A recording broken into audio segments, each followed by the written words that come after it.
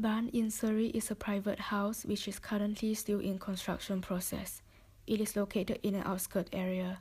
To enhance the inhabitant privacy, a pedestrian pathway for the public is created, so that they could access to the park at the back of the house without disturbing them. The fact that this house was transformed from a chicken shed, it has a very unique structure. For aesthetic purpose, the original high ceiling height of the chicken shed is preserved by the architects. The main materials used to construct this house are steel and timber. They are all made and cut on site. However, this leads to construction tolerances, which will then also affect the insulation of the house. The orientation of the house is very important as well.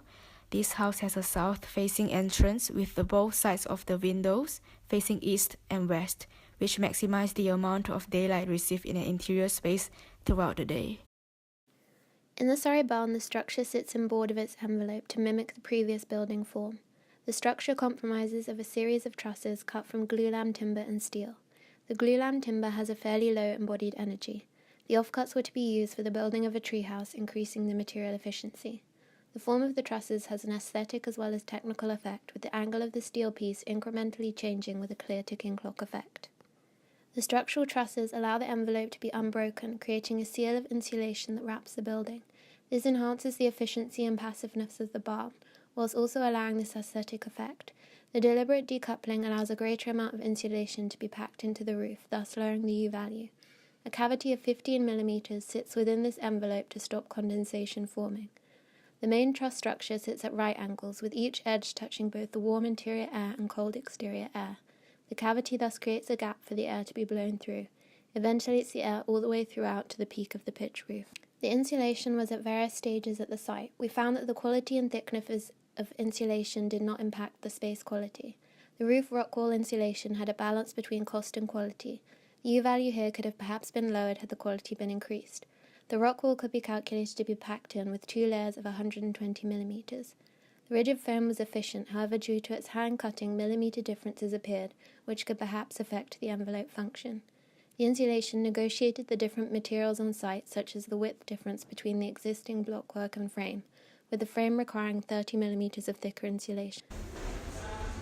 The roof all is made up of scissored trusses, ceiling finish, a 12.5 mm acoustic plasterboard, Proclima Intello, purlins, 9 mm OSB, battens, 18 mm OSB 3, breather membrane, and the roof finish made of Tata steel. There are only 6 purlins on the roof, which is the least possible. These purlins reduce how broken the roof is, but act as cold bridges. The second structure doesn't act as a cold bridge, yet they provide more structural strength. Above these are battens and counter battens, which have been treated. They are used to allow rainwater to pass off the Tata steel away from the roof. Without the counter battens, rainwater could pass between the Tata steel, building up a pool of water over time. The inward opening windows consist of double-glazed glasses in an aluminium frame.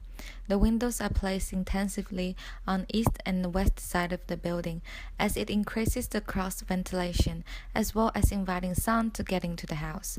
There is also a layer of slated screen outside of the window for privacy purposes.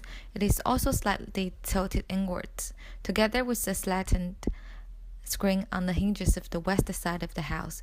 It forms a consistent language throughout the whole facade. The flooring consists a total of 7 layers above foundation. The existing ground and slab has been kept from the original building. On top of that, new polythene DPM has been laid. The new slab has been layered on top of that. Above the new slab, the insulation has been placed. Further above, there are underfloor heating pipes and screened. The floor finishes with ceramic tiles and carpets.